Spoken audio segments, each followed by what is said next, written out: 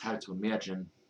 It was only a week ago, last Friday afternoon, that we had to make a quick decision to close the shul, much to our dismay. So much, feels like so much has happened in the last week. Glad we have the opportunity to connect through this video. I'm so sorry it's not in shul the way it feels like it's supposed to be.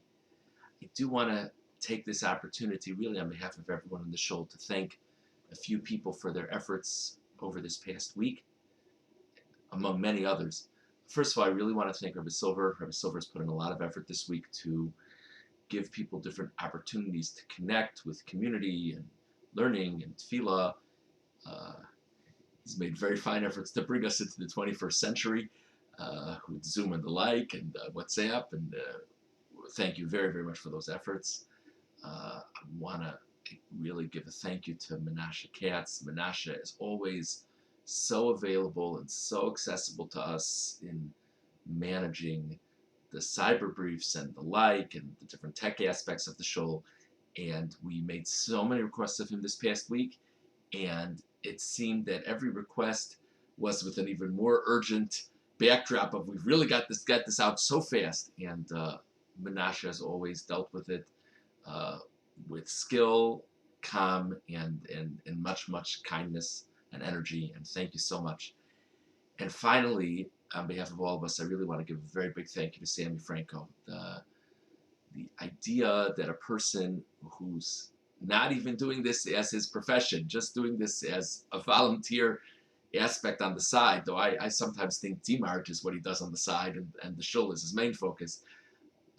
The amount of time and focus he put on the needs of the shul this past week, and among so many other weeks, but it was obviously unique devotion this past week. We really owe him a great deal of gratitude. And in addition to so many other people who have made things happen for the shul this week, I want to thank each and every one of you. Every person who participates in a shir and a tehillim and going on to YouTube and seeing a drasha, we're all building a sense of community. And Amrit Hashem, when we all do get back, we should all be well, we should all be whole in all ways. Our community will be all the stronger for this period that so many individuals did everything they could to keep our community with a certain feeling of connection. This Shabbos is Parashas HaChodesh. There's a special maftir that we read that details the words that God says to Moshe Rabbeinu in the instructions, both about the mitzvah of Rosh Chodesh, about dedicating and sanctifying the new month, which Nisan was the first of those months, the month that we're going to bless this coming week, the month that will begin this coming week, and the mitzvah of Korban Pesach.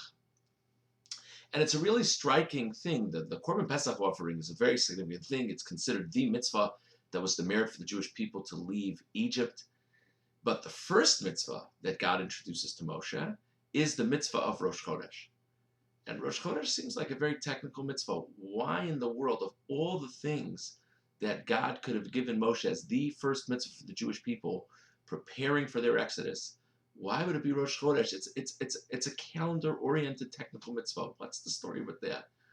Different approaches to this question, but I'd like to share with you an idea from the Sfas Emes. I've shared this idea in shul before, but I think the point is uniquely relevant to our current circumstances. The Sfas Emes says that Chodesh means month, but Chodesh is very much related to the word hischadshus. Hischadshus means a sense of newness. And the truth is, when you think about it, the whole idea of the lunar calendar that we have, and what makes something the new month has to do with a new moon. The whole concept of Rosh Chodesh is fundamentally connected to a cycle and things progressing and things developing, and all of a sudden, oh, I see a new moon. And that, the Sfas Emes says, is fundamentally connected to the idea of ischadshus, renewal. The Sfas Emes says that part of the core of the Egypt experience was the Jewish people could not renew. The Jewish people were stuck. The Jewish people were stuck physically and spiritually. And HaKadosh Baruch Hu comes to Moshe Rabbeinu while they're still in Egypt, and he wants him to know that things are going to change, not just in the short term, but for the future of the nation, things are going to change. And the classic way that he conveys it to him is the first mitzvah, and that is HaChodesh Hazeh Lochem. This month, this concept of a lunar cycle is a mitzvah for you of Rosh Chodesh, but it's also Lochem, it's for you. This whole idea and all that accompany it will be the new core of the Jewish experience, the capacity to be mechadesh, the capacity to renew, to not be stuck. And the Sfas Emes says that the way to feel that renewal is specifically through the strengthening of one's emunah, the strengthening of one's faith. The Jewish people, for all their time in Egypt, felt that they must have wondered many times, where is God? Is there God? Will he ever redeem us? And there was nothing really to hope for, very little. And now God comes, he's taking the Jews out of Egypt. And in addition to the wonder of liberation and the wonder of going on to Har Sinai, what might be even more special is the fact that the Jews now see with abundant clarity that God is there for them. And not only is God there for them in this moment, but it must have been that God was watching the whole time. And the Jews can take that message and recognize, based on the experience of the end of their days in Egypt, they can recognize that even if there are future times of the dark, even if there are future times where the moon can't be seen at all, God is there. And even when things seem very dark, the strengthening of the faith of the Jewish people through the Exodus experience gives them the capacity for hischadshus, for renewal, even when they're not in a state of redemption. And that, says the Sfas Emes, is very much represented by the first mitzvah the Jews are given while they're still in Egypt. And I'd like to reflect on this idea together for a few minutes. This idea that we believe that God gives us a remarkable gift fundamentally tied to the faith that we have in him, of always having the ability to change and to renew. And I'd like to reflect on it on two fronts. From the perspective of our very challenging times and believing that for some reason, and we probably will never understand it, these challenges of all the problems associated with the coronavirus are from God. We don't know why God is doing this. But one thing we certainly believe, whether this is the purpose or it could just be a side avenue for us, one thing we certainly believe is that if we increase our merits, we'll help ourselves, the Jewish people, and the entire world. Think of the energy that comes from that basic belief.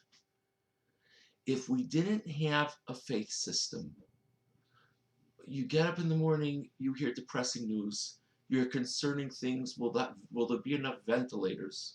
Rahman al-Islam. Will there be enough hospital beds? Who has a job, who doesn't have a job, whose business is closing, whose business is staying open. So scary. And what in the world can you and I do about it? But we're believing Jews, and we believe there's a lot we can do about it. Every mitzvah that we do, every avera that we strengthen ourselves and say, not now, I need to do this right. The Jewish people need for me to do this right. The world needs for me to do this right. That gives a tremendous sense of energy. I don't know about any of you. I have my own things that I struggle with. And I've had numerous moments this past week where I might have had a moment of weakness in whatever regard. And I said to myself, wow, maybe if I rise to the occasion in this moment, maybe someone will be helped because of that. What an energizing concept. One idea.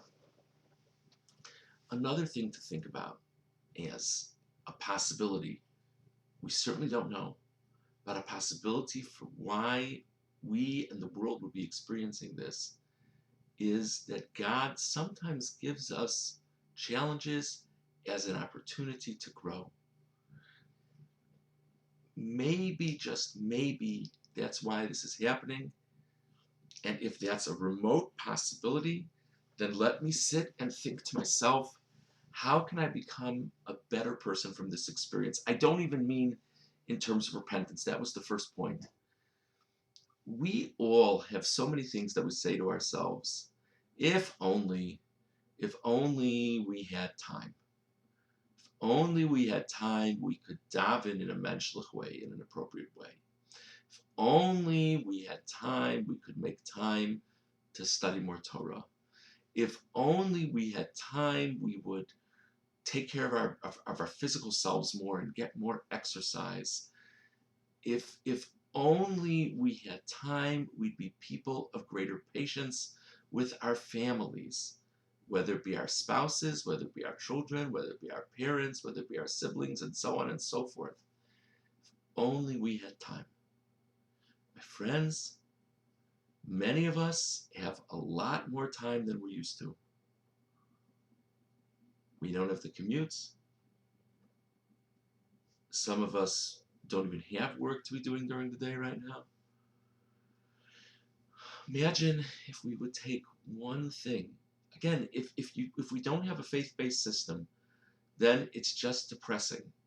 If we have a faith-based system, we could get up in the morning and say to ourselves, maybe, just maybe, part of this is God is giving me and many others the opportunity to deal with this change and utilize it as a way of enhancing who I am as a person, and let me give it a shot. And along those lines, I want to make one more point. Something that's spoken about in the context of our generation all the time, is the limits of our authentic human interaction. Yes, we interact a lot by social media and the like. People talk about it all the time. Do we talk to people face to face? Do we even speak to them over the phone?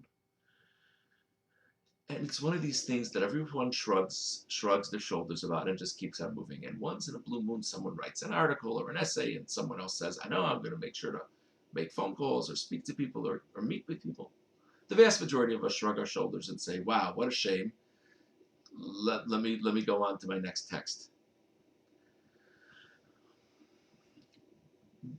This has hit us in such a jarring way. We miss community so much. It's beautiful how much people in Shul are reaching out to different ways to connect to community. It's amazing. There's a reason for it, I think. I think the reason is because at our core, we really feel very lonely right now. What a great time to really take stock of how much we really do miss being more connected with people. And not just to think about it, but to try to make a difference starting today. And I'm sure many, many people who are watching this already are doing what I'm about to describe, but maybe some people aren't. There are many people in our lives who we don't speak to enough. It could be a close relative. It could be someone who lives in our own home, by the way. It could be a friend, a neighbor, so many different relations. It could be a person from community who we don't know all that well, but we say to ourselves, maybe I could imagine connecting with that person, but who has time? Imagine if every day during this very difficult period, and all of us should be well, all of us, everyone in the world should be well in all ways. Imagine if every day that we find ourselves isolated, we make it our business. It would be great to meet with people face to face, but at the very least, obviously it's not necessarily advisable to meet with people face to face right now, to call one person and have a real conversation with them.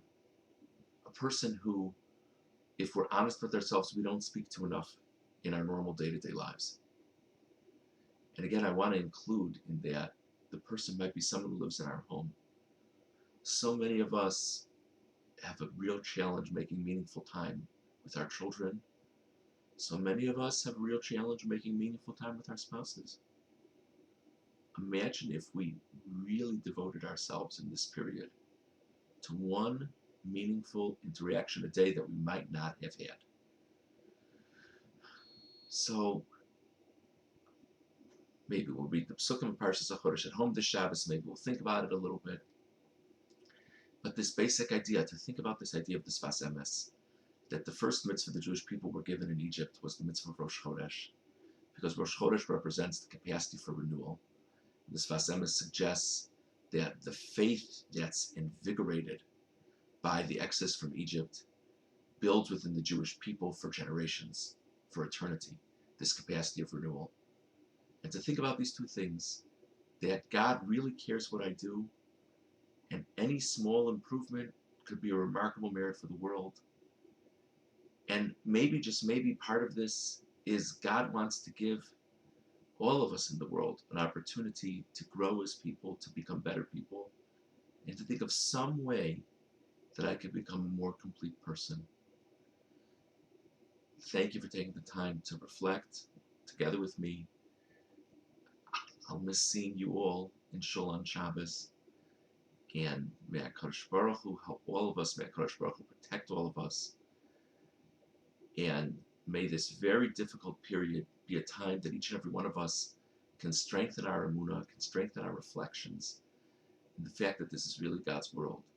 And through that, truly renew and truly become greater, better people. Have a good Shabbos.